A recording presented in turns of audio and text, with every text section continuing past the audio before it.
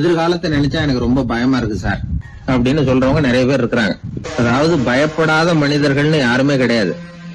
ஒவ்வொருத்தருக்கும் ஒவ்வொரு விதமான பயம் இருந்தாலும் ஒட்டுமொத்தமா பாக்குறப்போ மனிதனுக்கு 6 விதமான பய உணர்வுகள் வரலாம் அப்படின்னு பெரியவங்க சொல்றாங்க.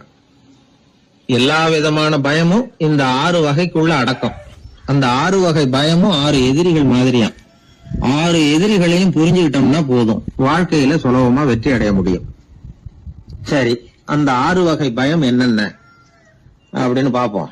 முதல்ல வறுமை பற்றிய பயம், 2வது பழிச்சொல் பற்றிய பயம், 3வது உடல் நலம் பாதிப்பு பற்றிய பயம், 4வது என்னன்னா காதல் தோல்வி, 5வது முதுமை, 6வது மரணம். அதாவது பயப்படுறதுங்கிறது ஒரு மனநிலை தான். இந்த மனநிலையை கட்டுப்படுத்த முடியும், திசை திருப்ப முடியும். சரி, இந்த பயங்களின் அறிகுறிகள் எப்படி இருக்கும்? வறுமை பற்றிய பயம் அப்படின்னு முதல்ல சொன்னோம் இல்லையா, அந்த பயத்தின் அறிகுறிகளை தெரிஞ்சுக்குவோம். எதுலயும் அக்கறை இல்லாம இருக்கிறது, ஒரு குறிக்கோள் இல்லாம இருக்கிறது, வறுமையை சகிச்சுக்கிறது, வாழ்க்கையில கிடைக்கிறது எதுவா இருந்தாலும் ஆட்சேபனை இல்லாமல் ஏத்துக்கிறது, மனசாலும் உடம்பாலும் சோர்ந்து போயிருக்கிறது, ஆர்வம், முனைப்பு, கற்பனை திறன் எதுவுமே இல்லாம இருக்கிறது. இதெல்லாம் தான் அந்த வறுமை பற்றிய பயத்தின் அறிகுறிகள். அடுத்தது ஒண்ணு பார்த்தோமே, பழிச்சொல் பற்றிய பயம். அதாவது அடுத்தவங்க நம்மளை குறை சொல்லி விடுவாங்களோ அப்படிங்கிற பயம். இதுக்கு அறிகுறி என்ன தெரியுமா? புதியவர்களை சந்திக்கிறதுக்கு பயப்படுறது, முடிவு எடுக்க முடியாம குழம்புறது, பிரச்சனைகளை தவிர்க்க விரும்புறது, தாழ்வு மனப்பான்மை, வரவுக்கு மீறி செலவு செஞ்சு இமேஜை உயர்த்திக்கிறது, குறிக்கோள் இல்லாத வாழ்க்கை. இதெல்லாம் தான் அதுக்கு அறிகுறிகள். 3வது பயம் உடல் நலம் பாதிப்பு பற்றிய பயம். அதாவது நோய் பற்றிய பயம். ஒரு உண்மை என்ன தெரியுமா? டாக்டரை சந்திக்கிற மனிதர்கள்ல 75% பேர் தங்களுக்கு நோய் வந்துட்டுதுங்கிற கற்பனையில இருக்கிறவங்களாம். நிஜமாவே நோய் கிடையாது அவங்களுக்கு. இந்த பயத்தின் அறிகுறிகள் என்னன்னா, வியாதிக்கான அறிகுறிகள் தன்னிடம் இருக்கிறதாக நினைச்சுக்கிறது, எந்த நேரமும் வியாதியை பத்தியே பேசி பேசி மனசை அங்கேயே வச்சிருக்கிறது, நோய் சம்பந்தமான செய்திகளை படிச்சு நமக்கு இப்படி ஆயிடுமோ அப்படின்னு வேதனைப்படுறது. இதெல்லாம் தான் அதுக்கு அறிகுறிகள்.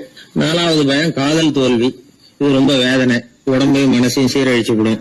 ஆண்களை விட பெண்கள் தான் இந்த பய உணர்வுல அதிகமா பாதிக்கப்படுறாங்க. 5வது முதுமை பற்றிய பயம். 6வது மரண பயம், வயசான காலத்துல எப்படி சமாளிக்கிறது அப்படிங்கிற பயம். ஆக இதையெல்லாம் நாம புரிஞ்சுக்க வேண்டியது ரொம்ப அவசியம். இந்த 6 வகை பயங்களை சரியா புரிஞ்சுக்கிட்டு நாம நடந்துக்கணும். வாழ்க்கையின் முன்னேற்றத்துக்கு இந்த பயங்கள் முட்டுக்கட்டே ஆயிடக்கூடாது. உழைச்சி பணம் சேர்க்கணும், உற்சாகமா மனசை வச்சுக்கணும். மனசை கட்டுப்படுத்துகிற மார்க்கம் தெரிஞ்சுக்கிட்டா போதும், எல்லாம் சரியா வந்துடும். நம்ம ஆள் ஒருத்தன் சொன்னான், சார் எனக்கு வறுமை பற்றிய பயம் தான் இருந்தது, ஒரே ராத்திரியில 30,000 ரூபாய் தயார் பண்ணிட்டேன், இப்ப எனக்கு இன்னொரு பயம் வந்துட்டுதுன்னா. என்ன பயம்னு கேட்டாங்க. போலீஸ் கண்டுபிடிச்சிருமோங்கிற பயம்னா. இது இந்த பயத்துல அடங்காது. அதனால அஞ்சி அஞ்சி சாவார், அஞ்சாத பொருள் இல்லை அப்படின்னு பாரதி சொன்னார் இல்லையா, அது மாதிரி பயத்தை புரிந்து கொண்டு அதற்கு தகுந்த மாதிரி நம்முடைய வாழ்க்கையை அமைத்துக் கொள்ள வேண்டும். அப்படி அமைத்துக் கொள்ளுகிறவர்களுக்கு வெற்றி நிச்சயம். ஷேக் பரீத் சீடர்கள் கபீரை சந்திச்சு பேசணும் அப்படின்னு அவங்க ஆசைப்பட்டாங்க. அவங்க அப்படி ஆசைப்பட்டதுக்கு ஒரு காரணம் உண்டு. ஏன் அப்படி ஆசைப்பட்டாங்கன்னா, 2 ஞானிகளை சந்திக்க வச்சா பல அரிய தத்துவங்களை கேட்கறதுக்கு ஒரு வாய்ப்பு கிடைக்கும். அதனால அவங்க 2 பேரையும் எப்படியாவது சந்திக்க வச்சிடணும் அப்படின்னு அவங்க ஆசைப்பட்டாங்க. அந்த சீடர்கள் தங்களுடைய விருப்பத்தை அவர்கிட்டயே சொன்னாங்க. இது மாதிரி அவர் கபீர் இந்த ஊர்ல இருக்கிறதா தெரியுது, சந்திச்சா தேவையில்லைன்னு. சரி, கபீரை சந்திக்கலாம், ஆனா அவரோட பேசுறத பத்தி நான் எதையும் சொல்றதுக்கு இல்லை அப்படின்னு விட்டார் பரீத். ஏன் கபீரோட நீங்க எதுவும் பேச மாட்டீங்களா அப்படின்னு கேட்டாங்க சீடர்கள். அவரோட பேசுறதுக்கு எதுவும் இல்ல. ஏன்னா எனக்கு என்ன தெரியுங்கிறது அவருக்கு தெரியும், அவருக்கு என்ன தெரியுங்கிறது எனக்கு தெரியும். அப்படி இருக்கிறப்ப நாங்க 2 பேரும் பேசிக்கிறதுக்கு என்ன விஷயம் இருக்க போகுது அப்படின்னாரு அவர். இங்க நிலைமை இப்படி. கபீர் இருக்கிற இடத்துல என்ன நடந்தது தெரியுமா? இது மாதிரி பரீத் காசிக்கு வந்திருக்கிறார் அப்படிங்கிற விஷயம் கபீரின் சீடர்களுக்கு தெரிஞ்சது. உடனே அவங்களும் நீங்க ஷேக் பரீத்தை சந்திச்சு பேசணும்னு அவர்கிட்ட கேட்க ஆரம்பிச்சாங்க. அதுக்கு கபீர் சொன்னாராம், நாங்க 2 பேரும் சந்திச்சுக்கிட்டா ஒருத்தர் கட்டி தழுவிக்குவோம், ஆனந்த கண்ணீர் வடிப்போம், வார்த்தைகளால பரிமாறிக்கிறதுக்கு எங்ககிட்ட எதுவும் இல்ல அப்படின்னாராம். இருந்தாலும் 2 பக்கத்துல இருந்த சீடர்களும் அப்படி நினைக்கல. எப்படியும் இவங்க சந்திச்சுக்கிட்டா கொஞ்சமாவது பேசாம இருக்க முடியாது, ஏதாவது பேசிக்குவாங்க அப்படின்னு நினைச்சாங்க. அதனால தொடர்ந்து வற்புறுத்தினாங்க. கபீர் பரீத்தை தன்னுடைய ஆசிரமத்துக்கு அழைச்சார். அந்த ஊரின் எல்லைக்கே போய் அவரை அழைச்சிட்டு வந்தார். 2 பேரும் சந்திச்சாங்க. ஒருத்தர் கட்டி பிடிச்சுக்கிட்டாங்க. ஒருத்தர் கைய ஒருத்தர் பிடிச்சபடியே ரொம்ப நேரம் நின்றுட்டு இருந்தாங்க. ஆனந்த கண்ணீர் வழிஞ்சுது. கபீர் ஆசிரமத்துல 2 பேரும் மௌனமா உட்கார்ந்துருக்காங்க. ஏதாவது பேசுவாங்கன்னு சொல்லி எதிர்பார்த்துக்கிட்டே 2 பக்கமும் சீடர்கள் காத்துக்கிட்டு இருக்கிறாங்க. பேசுங்கன்னு சொல்லியும் பார்த்தாங்க. அதை கேட்டதும் லேசா சிரிச்சாங்களே தவிர எதுவுமே பேசிக்கலையா. ஒரு நாள் பூரா இப்படியே போயிட்டுது. அதுக்கப்புறம் பரீத் கபீர் கிட்ட விடைபெற்றுக்கிட்டு புறப்பட்டார். ஏன் நீங்க பேசல அப்படின்னு சொல்லி கபீரின் சீடர்கள் கேட்டாங்களாம். அதுக்கு கபீர் சொன்னார், நாங்க 2 பேரும் உணர்ந்ததை சொல்றதுக்கு வார்த்தைகள் கிடையாது. எல்லாமும் உணர்ந்த பரீத்து கிட்ட பேசுறதுக்கு என்கிட்ட எதுவும் இல்லை, அதனால பேசல அப்படின்னார். இதே மாதிரி பரீத்தின் சீடர்களும் அவர்கிட்ட கேட்டிருக்கிறாங்க, ஏன் நீங்க பேசலன்னு. எங்க 2 பேர்ல யாராவது ஒருத்தர் பேச ஆரம்பிச்சிருந்தாலும் அதை போல முட்டாள்தனம் வேற எதுவும் இருக்க முடியாதுன்னாரு அவரு. ஞானிகள் 2 பேரும் பேசி இருந்தா என்ன ஒரு தெளிவு கிடைக்குமோ அதை விட அதிகமான தெளிவு கிடைச்சுதான் சீடர்களுக்கு. உண்மையின் வடிவமான பரம்பொருள் பேசப்பட வேண்டிய ஒன்றல்ல, அது உணரப்பட வேண்டிய ஒன்று அப்படிங்கறத அவங்க புரிஞ்சுக்கிட்டாங்களாம். ஒரு கணவனும் மனைவியும் ரொம்ப நாள் ஒருத்தர் பிரிஞ்சிருந்தாங்க. பல வருஷங்களுக்கு அப்புறம் அவங்க சந்திச்சாங்க. சந்திச்ச உடனே ஏதாவது பேசலாம்ல, பேசல. 2 பேருமே மௌனமா இருந்தாங்க. இந்த ஞானிகள் மாதிரி ஒருத்தர் ஆர்வமா பாத்துக்கிட்டாங்க, அவ்வளவுதான். அந்த கணவனை தனியா கூப்பிட்டுக்கிட்டு போய் ஒருத்தர் விசாரிச்சார், ஏன்பா இவ்வளவு நாள் கழிச்சு சந்திக்கிறீங்க, நீயாவது முதல்ல வாயை திறக்கப்படாதான்னார். அதுக்கு அவர் சொன்னார், ஏற்கனவே நான் வாயை திறந்ததுனால தானே சார் இவ்வளவு காலமும் பிரிஞ்சு இருக்கிறது மாதிரி ஆச்சு, அதனால அவசரப்படாம பொறுமையா இருக்கிறேன் அப்படின்னாராம். அதனால பேச்சு பெருசுதான், இருந்தாலும் மௌனம் அதை விட பெரியது அப்படிங்கறத ஒரு வாழ்வியல் உண்மையாக நாம புரிஞ்சுக்கணும். ஒரு சீடன் அந்த காலத்துல அஹிம்சைக்கு மரியாதை அதிகமா இருந்தது. இந்த காலத்துல இம்சைக்கு அதிக மரியாதை. ஒரு பெரியவர் இருந்தார், உண்மையை பத்தியும் சத்தியத்தை பத்தியும் நிறைய உபதேசம் எல்லாம் பண்ணார். அது பிரகாரமே நடந்தார். அவர் பின்னாடி நிறைய கூட்டம் எல்லாம் இருந்தது. சீடர்கள் அதிகமா இருந்தாங்க. அவர் கொள்கைக்கு மரியாதை இருந்தது. ஆனா காலப்போக்கில் அந்த மரியாதை குறைஞ்சு போச்சு. அவர் பின்னாடி போன கும்பலும் குறைஞ்சு போச்சு. இது ஏன்? இப்படி ஒரு கேள்வி கேட்டார் ஒருத்தர். அதுக்கு பதில் சொல்ல வந்தார் ஒருத்தர். அவரு ஒரு கதையை சொன்னார், சீக்கிய கதை. அதாவது மகான் குருநானக் உபதேசம் பண்ணிக்கிட்டு இருந்த காலம். அவர் பின்னாடி ஏகப்பட்ட கூட்டம் போற இடமெல்லாம் மக்கள் வெள்ளம் அவர் பின்னாடியே போயிட்டு இருந்ததுதான். அவர் எந்த ஊருக்கு போனாலும் எல்லாரும் பின்னாடியே போனாங்க. இந்த கூட்டத்தையும் அவங்க கிட்ட இருக்கிற ஆர்வத்தையும் போனார் ஒருத்தர். அவரு குருநானக்கோட நண்பர். அவர் நேரா போய் குருநானக்க பார்த்தார். ஆகா, உங்களுக்கு தான் எத்தனை 1000 சீடர்கள் அப்படின்னார். குருநானக் இதை கேட்டுட்டு லேசா சிரிச்சார், அவ்வளவுதான். பதில் எதுவும் சொல்லல. கொஞ்ச நாள் கழிச்சு குருநானக் ஒரு ஊரை விட்டுட்டு இன்னொரு ஊருக்கு புறப்பட்டார். ஆயிரக்கணக்கான ஜனங்கள் பின்னாடி போனாங்க. சும்மா போல, குரு மகாராஜுக்கு ஜே அப்படின்னு கோஷம் போட்டுக்கிட்டே போறாங்க. ஒரு சாலை ஓரமா போயிட்டே இருக்கிறாங்க. திடீர்னு ஒரு இடத்துல ஆகாசத்துல இருந்து செப்பு காசுகள் மழை மாதிரி கொட்டுச்சு. கோஷம் போட்டுக்கிட்டு வந்தவங்க எல்லாம் பாதி பேர் உடனே கலைஞ்சு ஓடினாங்க. அவங்களுக்கு கிடைச்ச செப்பு காசையெல்லாம் பொறுக்கிட்டு மடியில கட்டிக்கிட்டு சொல்லிக்காம கொள்ளாம நழுவி போயிட்டாங்க. அவர் இதையெல்லாம் கவனிக்காம தொடர்ந்து போயிட்டே இருக்கிறார். அடுத்த ஊருக்கு போனார். அங்க மறுபடியும் ஒரு பணமழை. போன தடவை செப்பு காசு கொட்டுச்சு, இந்த தடவை இங்க வெள்ளி காசா கொட்டுது. இப்போ இருந்த கூட்டத்துல பாதி பேர் கும்பல் அப்படியே கலைஞ்சு ஓடி போய் முடிஞ்ச அளவுக்கு அதை பொறுக்கிட்டு அப்படியே ஓடிட்டாங்க. குருநானக் தொடர்ந்து போறார். இன்னொரு ஊர்ல மறுபடியும் பணமழை. இந்த தடவை வெறும் தங்க காசா விழுது. இதை பார்த்ததும் மீதி இருந்த கும்பலும் கலைஞ்சு ஓடி போய் தங்க காசை அள்ளிட்டு அம்பேல் ஆயிட்டு. குருநானக் திரும்பி பார்த்தார். கடைசியா எஞ்சி இருந்தது ஒரே ஒரு சீடர் தான். செப்பு காசு, வெள்ளி காசு, தங்க காசு எதையும் பொருட்படுத்தாம இவர் பின்னாடியே வந்துகிட்டு இருக்கிறார். நீதான்ப்பா என்னுடைய உண்மையான சீடன் அப்படின்னு சொல்லி அவரை வாழ்த்தி அவர்கிட்ட தன்னுடைய பணிகளை ஒப்படைச்சாராம் குருநானக். அவ்வளவுதான் அந்த கதை. அதை கேட்டதும் உண்மைக்கு ஏன் மரியாதை குறைஞ்சு போச்சுங்கிறது புரியுது. நல்லவங்க பின்னாடி போற கூட்டம் குறையறதுக்கு இதுதான் காரணம். காசுதான் முக்கியம்னு நினைக்கிறவங்க அதிகமாயிட்டாங்க இந்த காலத்துல. காசு முக்கியம்தான், இல்லைன்னு சொல்லல. ஆனா காசு நமக்கு அடிமையா இருக்கணும். வேலைக்கார மாதிரி இருந்து வேண்டியதை வாங்கி கொடுக்கணும். நாம காசுக்கு அடிமையாயிடக்கூடாது. அப்படி ஆகும்போதுதான் விவகாரம் ஆரம்பம். இந்த காலத்து குரு ஒருத்தர், அவருக்கு பின்னாடி ஏகப்பட்ட சீடர்கள் இருந்தாங்க. ஒரு காலத்துல ஒவ்வொரு கட்டத்துல ஒவ்வொருத்தரா நழுவி போயிட்டாங்க. இப்ப மிஞ்சி இருக்கிறது ஒரே ஒரு சீடன் தான். ரொம்ப பவ்யமா கையை கட்டிட்டு அவர் முன்னாடி உட்காந்துருக்கிறான். கடைசியில நீ மட்டுமாவது இருக்கியப்பா, அது போதும், நீ தான் எனக்கு உண்மையான சீடன் அப்படின்னு குரு. அதுக்கு அந்த சீடன் சொல்லியிருக்கான், அப்படி இல்லைங்க சுவாமி, நீங்க இப்போ உட்காந்துக்கிட்டு இருக்கிற பீடத்துக்கு அடியில பெட்டியில பணம் வச்சிருக்கிறீங்க, அது எனக்கு தெரியும். அதனால நீங்க எப்போ எழுந்திரிச்சு அந்த பக்கம் போவீங்கன்னு பாத்துக்கிட்டு இருக்கிறேன் அப்படின்னா. ஒரு சீடன் வெளியூர் புறப்படுறதுக்கு தயாரா இருந்தான். ரொம்ப தூரம் போக போறான். திரும்பி வர நாளாகும். புறப்படுறதுக்கான ஆயத்த வேலைகள்ல ஈடுபட்டு இருந்தான். அந்த சமயம் பார்த்து இன்னொரு சீடன் அவங்கிட்ட வந்தான். நம்ம குரு உன்னை அழைச்சிட்டு வர சொன்னார், வா அப்படின்னு கூப்பிட்டான். இவன் உடனே புறப்பட்டு போனான். குருநாதரை பார்த்தான். அவர் காலில் விழுந்து வணங்கினான். வணங்கிட்டு எழுந்திரிச்சான். அவ்வளவுதான். குரு ஏதாவது உபதேசம் பண்ணுவாருன்னு எதிர்பார்த்தான். ஆனா நடந்தது என்ன தெரியுமா? குரு அவனுக்கு ஓங்கி ஒரு அடி கொடுத்தார். எதிர்பாராம இந்த அடியை வாங்கினதும் அந்த சீடன் அதிர்ந்து போயிட்டான்.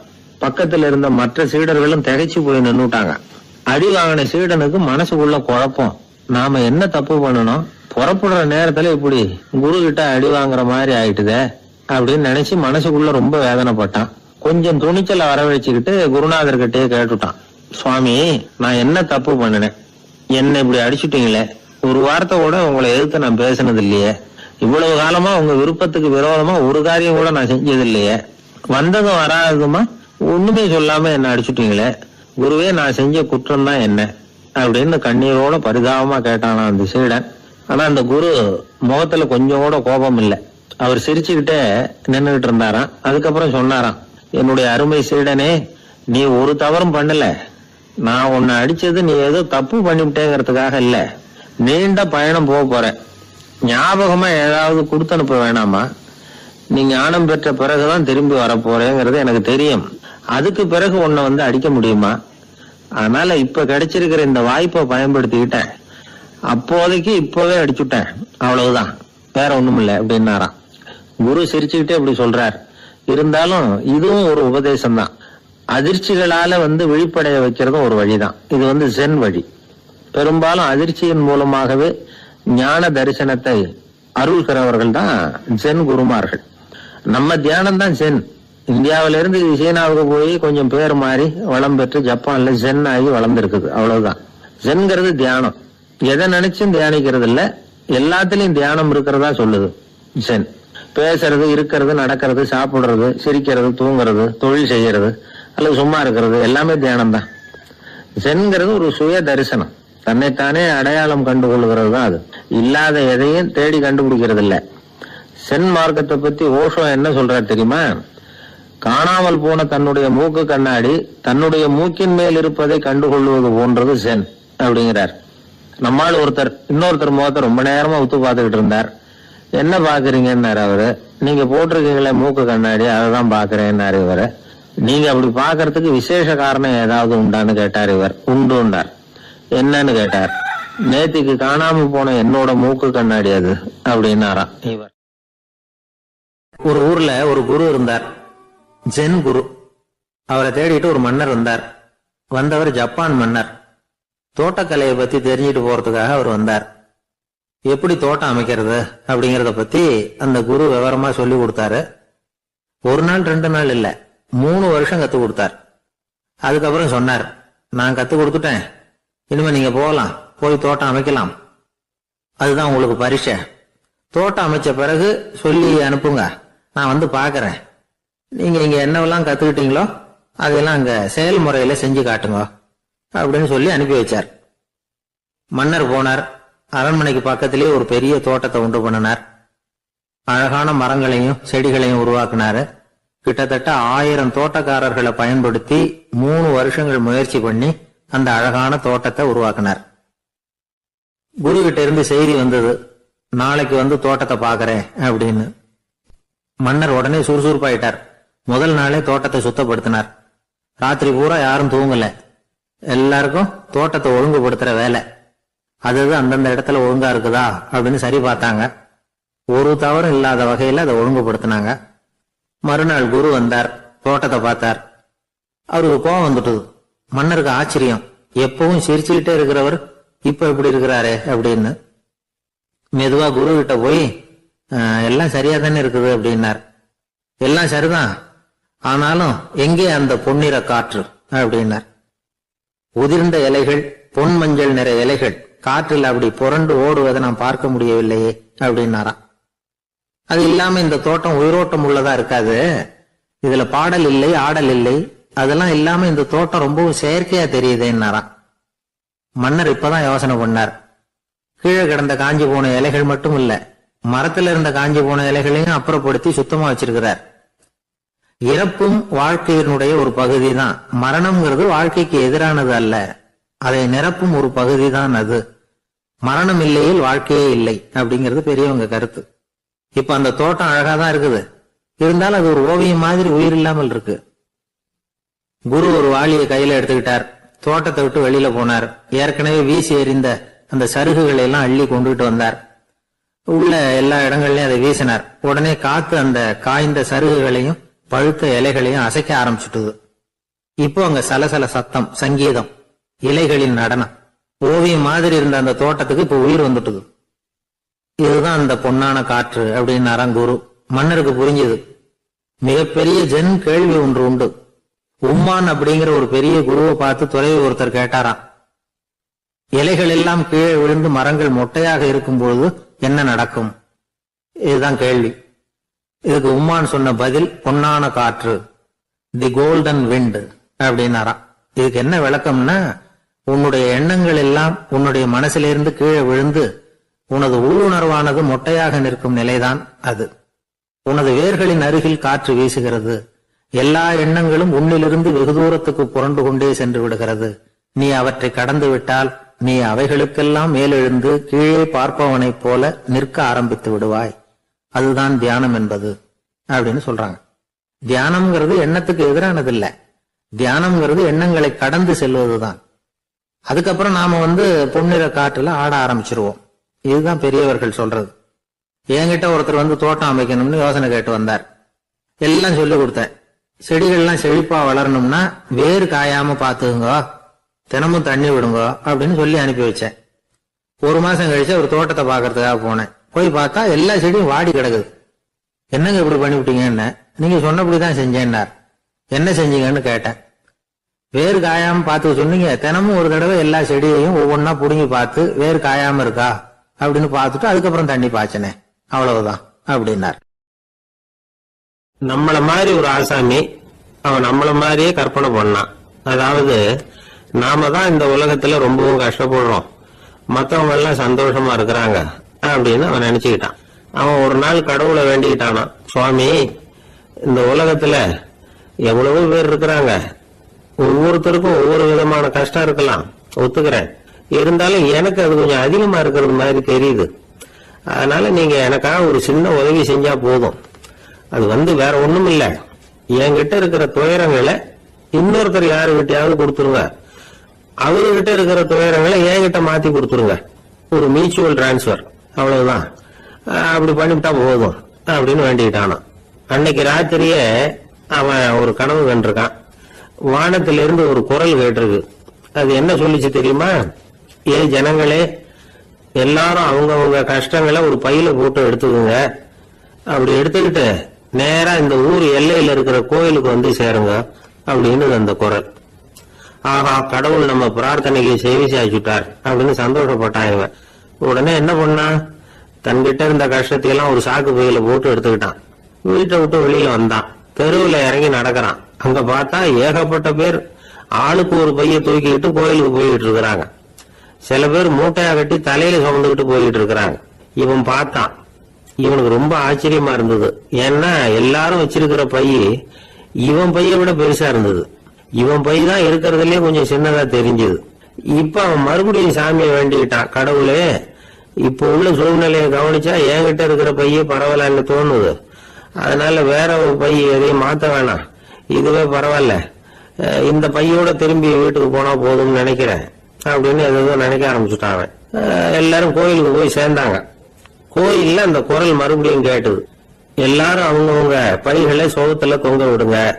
திடீர்னு விளக்குகள் அணையும், மணி அடிக்கப்படும், அதுதான் அடையாளம். அந்த சமயத்துல இருட்டுல உங்களுக்கு வேண்டிய பைய நீங்க மாத்தி எடுத்துக்கலாம், தேர்ந்தெடுத்துக்கலாம். வெளிச்சம் இருக்கிறப்பவே உங்களுக்கு பிடிச்ச பைக்கு பக்கமா பார்த்து நீங்க நின்னுக்கலாம் அப்படின்னு சொல்லி விவரம் சொல்லிச்சான் அந்த குரல். அப்படி சொன்னதுக்கு அப்புறம் திடீர்னு விளக்கு அணைஞ்சுது, மணி அடிச்சுது. கொஞ்ச நேரம் கழிச்சு மறுபடியும் விளக்குகள்லாம் எரிஞ்சுது. இப்போ பார்த்தா எல்லாரும் அவங்கவுங்க பையே கெட்டியா பிடிச்சிட்டு நிக்கிறாங்க. இவனும் அப்படியே நிக்கிறான். இவன் மெதுவா பக்கத்துல நிக்கிறவங்க கிட்ட கேட்டானா, ஏன் நீங்க பைய கையிலேயே வச்சிருக்கிறீங்க, செவுத்துல மாட்டலையா அப்படின்னு கேட்டிருக்கான். இல்லப்பா, நீ ஏன் கையிலேயே வச்சிருக்கிறியோ அதே காரணத்துக்காக தான் நாங்களும் வச்சிருக்கிறோம். நம்ம கவலைகளை பத்தி நமக்கு ஓரளவுக்காவது தெரியும். ஆனா மத்தவங்க கவலைகள் நமக்கு பரிச்சயம் இல்லாதவை, பழக்கம் இல்லாதது. அதனால நமக்கு தெரிஞ்ச கவலைகளை சமாளிக்கிறது சுலபம். தெரியாததை சமாளிக்கணும்னா மறுபடியும் ஆரம்பத்தில இருந்து ஆரம்பிக்கணும். அதனால பழைய நண்பர்களோடு வாழறது தான் மேல் அப்படின்னு நானும். அதுக்கப்புறம் அவன் தன்னோட பைய போதும்னு வீட்டுக்கு திரும்பி வந்துட்டானான். இது ஒரு பெரியவர் சொல்லி இருக்கிற கதை. அதனால நம்ம கிட்ட இருக்கிற கஷ்டங்கள் தான் பெருசு, அதை இன்னொருத்தங்கிட்ட கொடுத்துட்டு மாத்திக்கலாம் அப்படின்னு நினைக்கிறது தப்பு. இதே மாதிரி இன்னொரு சம்பவம். ஒரு ஊர்ல ஒரு நாள் ராத்திரி ஆகாயத்தில இருந்து கடவுள் குரல் கேக்குது. இந்த ஊர்ல இருக்கிற ஜனங்கள்லாம் கொஞ்சம் கவனிங்க, உங்களுக்கு ஒரு செய்தி. அதாவது இங்க இருக்கிற ஜனங்கள்லயே கொஞ்சம் கூட கவலையே இல்லாத ஆள் யாருன்னு எனக்கு தெரியணும். அதனால எல்லாரும் அவங்க கவலைகளை ஒரு பையில போட்டு எடுத்துக்கிட்டு கோயிலுக்கு வாங்க அப்படின்னாரு கடவுள். உடனே வரிசையா எல்லாரும் வர ஆரம்பிச்சாங்க. எல்லார் கையிலயும் பை இருந்தது, சின்னதும் பெருசுமா. கவலையே இல்லாத ஆள் யாருன்னு தேடினார் கடவுள். ஒரே ஒரு ஆள் மட்டும் கையில எதுவும் இல்லாம வெறும் கையை வீசிக்கிட்டு ரொம்ப ஜாலியா நடந்து வந்துகிட்டு இருந்தான். கடவுள் அவங்க கிட்ட போனார். ஏப்பா உனக்கு கவலையே இல்லையா அப்படின்னு கேட்டார். எனக்கும் சில கவலைகள்லாம் உண்டு அப்படின்னு நானா. எங்க அதெல்லாம்னு கேட்டிருக்காரு கடவுள். பின்னாடி லாரியில வந்துகிட்டு இருக்கு அப்படின்னு நானா. அவன் ஒரு ரயில் வேகமா போயிட்டு இருக்கு. அது ஒரு ரயில்வே ஸ்டேஷன்ல கொஞ்ச நேரம் நின்னுது. அப்போ அதுல ஒரு ஆள் ஏறினார். தலையில ஒரு மூட்டையை வச்சிருந்தார். மூட்டையை தலையில சுமந்துகிட்டே உள்ள வந்தாரு. மூட்டையை தலையில சுமந்துகிட்டே ஒரு இடத்துல உட்கார்ந்தார். ரயில் மறுபடியும் புறப்பட்டது. இவர் தன் தலையில இருந்த மூட்டைய கீழே இறக்கி வைக்கணும்ல, வைக்கல, சுமந்துகிட்டே வர்றார். எதிரில் உட்கார்ந்துருந்தவர் கேட்டார், ஏங்க ஏன் இப்படியே உட்கார்ந்து இருக்கிறீங்க தலையில மூட்டையை வச்சுக்கிட்டு? மூட்டையை கீழே இறக்கி வைக்கலாமே அப்படின்னார். வேணாங்க, பாவம், தலையில இருக்கிற மூட்டையை இறக்கி ரயில்ல வச்சா ரயிலுக்கு பாரம் அதிகமா இருக்கும் அப்படின்னாரு அவரு. இப்படி ஒரு ஆளை பார்த்தா நமக்கு சிரிப்பு தான் வரும். ஏன்னா ரயில்ங்கிறது அந்த மூட்டையையும் சேர்த்து சுமந்துகிட்டு தான் போகுது. அவன் அந்த மூட்டையை தலையில வச்சிருந்தாலும் ஒண்ணுதான், தரையில வச்சிருந்தாலும் ஒண்ணுதான். அதனால ரயிலுக்கு எந்த மாற்றமும் ஏற்பட போறதில்லை. அதே மாதிரிதான் நம்ம மனமும். இதுவும் ஒரு தேவையில்லாத சுமை, அனாவசியமா சுமந்துகிட்டு இருக்கிறோம். இத கீழே இறக்கி வச்சுட்டா வாழ்க்கை பிரயாணம் சுகமா இருக்கும். ரயில் பிரயாணம் பண்ற அந்த ஆள் மூட்டையை சுமக்கிறான், வாழ்க்கை பிரயாணம் பண்ற நாம மனசை சுமக்கிறோம். இது ரெண்டுக்கும் எந்த வித்தியாசமும் இல்லை. மனசை கீழே இறக்கி வச்சுட்டா பாரம் இல்லாமல் வாழலாம், பறவைகள் மாதிரி பறக்கலாம், குழந்தைகள் மாதிரி கள்ளங்கபடம் இல்லாம வாழலாம். இந்த வெளி உலகத்துல நாம நிலை பெற்று இருக்கணும், வேரூன்றி இருக்கணும். அதே சமயம் நம்முடைய உள் வெளியில ஆன்மீக வாழ்க்கையில பாரம் இல்லாம இருக்கணும்.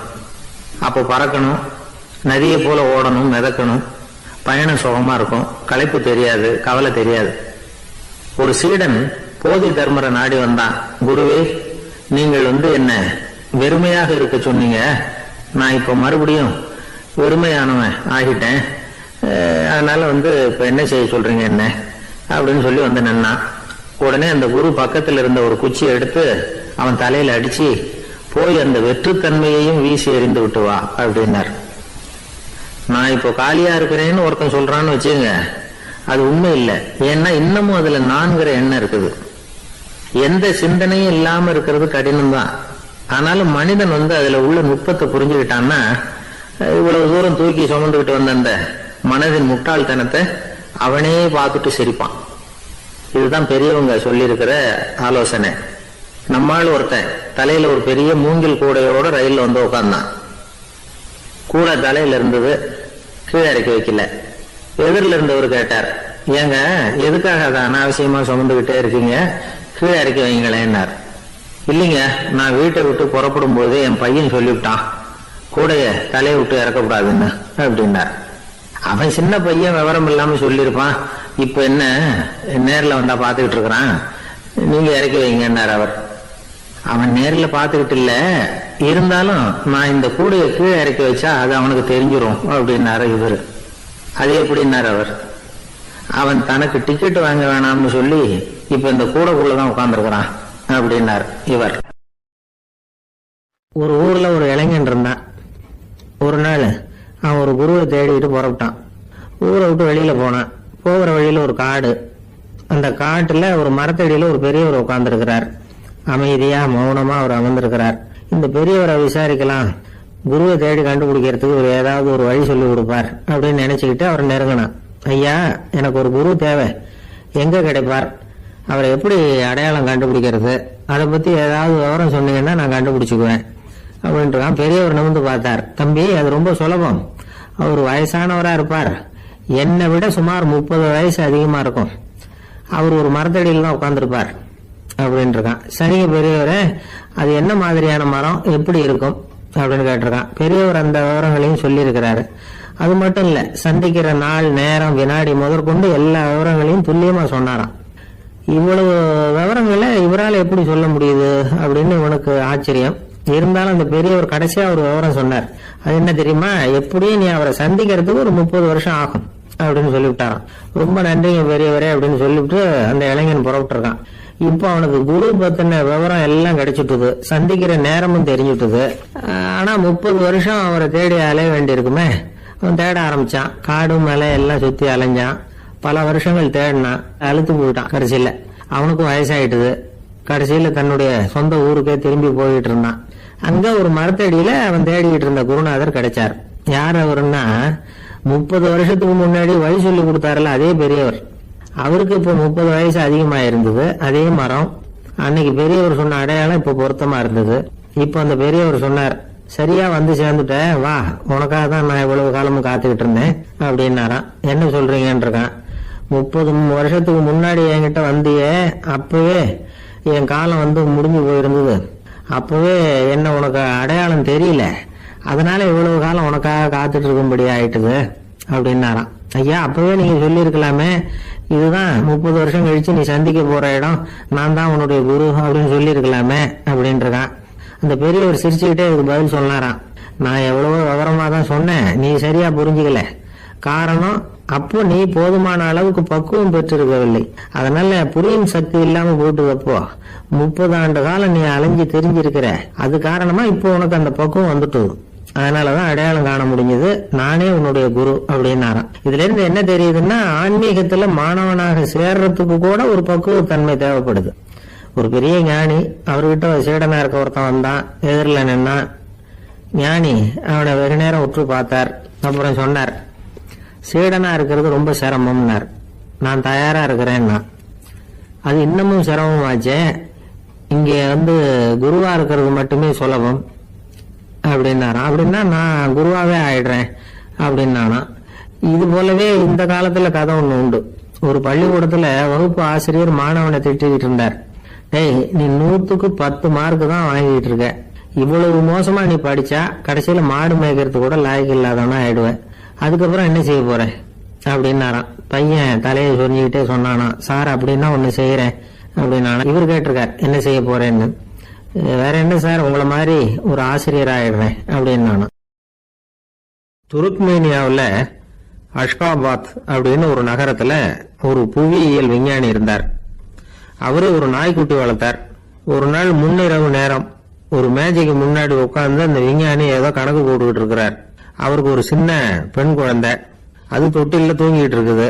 அந்த நாய்க்குட்டியும் ஒரு மூலையில படுத்து அது பாட்டுக்கு தூங்கிட்டு இருந்தது. ஒரே அமைதி. அந்த நேரத்துல திடீர்னு அந்த நாய்க்குட்டி துள்ளி எழுந்திருச்சது. நேரா குழந்தைகிட்ட ஓடிச்சு. அந்த குழந்தைய அது போட்டிருந்த ட்ரெஸ்ஸோட சேர்த்து கவ்வி தூக்குச்சு. தூக்கிக்கிட்டு வாசல் பக்கம் ஓடிச்சு. நாய்க்குட்டி குழந்தைய கவ்வி தூக்க முடியுமாங்கிற சந்தேகம் உங்களுக்கு இல்லையா? நீங்க வந்து நம்ம ஊர் நாய்க்குட்டியவே பார்த்து பழக்கப்பட்டிருக்கீங்க, அதனால நம்புறதுக்கு சிரமமா இருக்கும். அந்த ஊர்ல எல்லாம் அது வந்து ரொம்ப ஸ்ட்ராங்கா இருக்கும், ஒரு ஏதோ கண்ணுக்குட்டி மாதிரி இருக்கும். விஞ்ஞானி அதை பார்த்துட்டார். உடனே அந்த நாய்க்கு வந்து வெறி பிடிச்சிட்டுதுன்னு முடிவு பண்ணிட்டு தன்னோட கை துப்பாக்கி எடுத்துக்கிட்டு ஓடி வந்தார். அவர் வெளியில வந்து நாய்க்குட்டி எங்க அப்படின்னு பார்த்து தேடுறார். அந்த நேரத்துல அந்த வீடு வந்து இடிஞ்சு விழுது. காரணம் பூமி அதிர்ச்சி. இப்படி பூமி அதிர்ச்சி உண்டாக போகுதுங்கிறது அந்த நாய்க்குட்டிக்கு முன்னாடியே தெரிஞ்சு போச்சு. அதுதான் குழந்தைய தூக்கிட்டு வெளியில ஓடி வந்திருக்குது. அது மூலமா அந்த குடும்பத்தையே காப்பாத்தி இருக்குது அந்த நாய்க்குட்டி. இந்த சம்பவம் நடக்கிறதுக்கு 3 நாளைக்கு முன்னாடியே சில பிராணிகளுக்கு இப்படி நடக்க போகுதுங்கிறது தெரிஞ்சிருக்குதான். ஆமா, அந்த நகரத்துல 3 நாளைக்கு முன்னாடியே பாம்பு, பல்லி இதெல்லாம் அது தங்கியிருந்த வலையை விட்டு வெளியில ஓடி வந்துட்டுது. அதே மாதிரி அங்கிருந்த புறாவெல்லாம் பறந்து போயிடுச்சான். இதே மாதிரி யுகோஸ்லோவியாவில் கூட ஒரு நகரம், அங்க ஒரு நாள் ராத்திரி ஒரு மிருகக்காட்சி சாலையில திடீர்னு ஒரு பெரிய கலவரம், கூச்சல், குழப்பம். அங்க இருந்த கழுதை, புலி, யானை, பறவை எல்லாம் கண்ணாபின்னான்னு கத்த ஆரம்பிச்சுட்டுது. நீர் யானை அதுக்குன்னு போட்டிருந்த தடுப்பையே தாண்டி குதிச்சு வெளியில வந்துட்டுதான். மறுநாள் தான் எல்லாருக்கும் விஷயம் புரிஞ்சுது. அடுத்த நாள் காலையில அங்க பூமி அதிர்ச்சி உண்டாயிட்டது. இப்ப பாருங்க, அதாவது மனுஷனை போய் தீர்க்க தரிசி அது இதுன்னு சொல்லிட்டு இருக்கிறோம். இவனை விட அது பரவாயில்லைன்னு தோணுது. அதாவது மிருகங்கள் ஒண்ணு நடக்க போகுதுங்கிறத முன்னாடியே புரிஞ்சுக்குதே.